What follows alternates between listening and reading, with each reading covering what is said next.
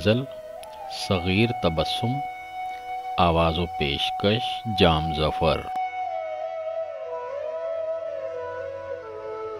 साड़ी अख दी रत निचोड़ के सानू विच राहवां दे छोड़ के, सानू दर्दां दे नाल जोड़ के, कोई नाग हिजर दा डंग गया, एक होर दिसंबर लंघ गया।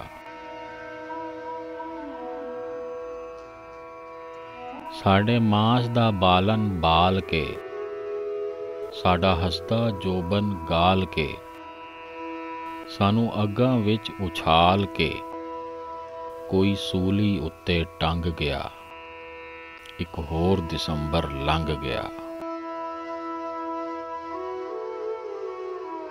दो अखर प्यार दे बोल के, कन्नां विच मिश्री घोल के, सानू नशियां विच मधोल के, कोई रंग अपने विच रंग गया, एक होर दिसंबर लंघ गया।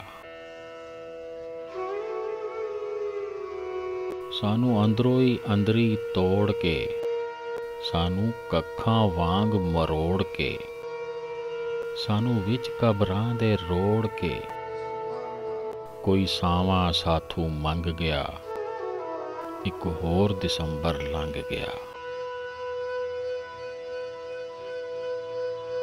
साडे दिल दा बूहा खोल के, साडा सीना अंदरों फोल के, सानू विच ख्वाबां दे रोल के, कोई बदल थल दा खंग गया, एक होर दिसंबर लंघ गया।